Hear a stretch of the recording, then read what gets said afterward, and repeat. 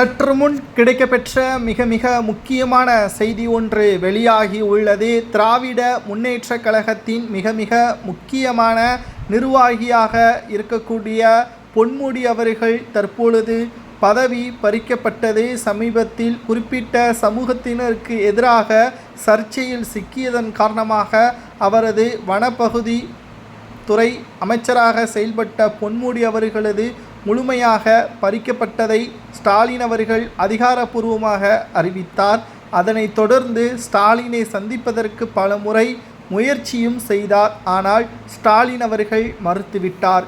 அதாவது கலைஞர் காலத்தில் இருந்து பணியாற்றக்கூடிய பொன்முடி அவர்களுக்கு தற்பொழுது ஸ்டாலின் அவர்கள் செய்தது மிகப்பெரிய ஒரு துரோகம். அதாவது திராவிட முன்னேற்ற கழகத்தில் யார்தான் தவறு செய்யவில்லை, நேற்று முளைத்த காளானிற்கு துணை முதல்வர் பதவியா என்பதற்கேற்ப பலரும் சர்ச்சைகளில் பேசிய பொழுது ஓடோடி சென்று பொன்முடி அவர்கள்தான் துணை முதல்வராக பொறுப்பேற்பதில் என்ன தவறு இருக்கிறது, அனுபவத்தை விட ஆட்சி அதிகாரத்தை கையாள்வதுதான் திறமை என்பதை பொன்முடி அவர்களே தெரிவித்திருப்பார்.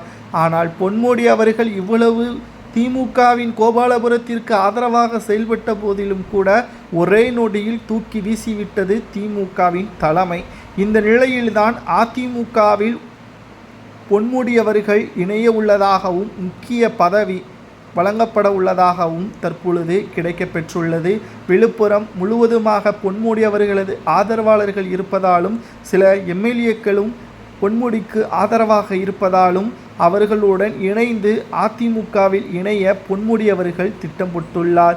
இது நடந்தால் தற்பொழுது தமிழகத்தில் நடக்கக்கூடிய பிரச்சனைகளுக்கு நடுவில் இதுவும் ஸ்டாலினுக்கு மிகப்பெரிய ஒரு தலைவலியாக மாறும் என்பதில் எந்த ஒரு மாற்று கருத்தும் கிடையாது.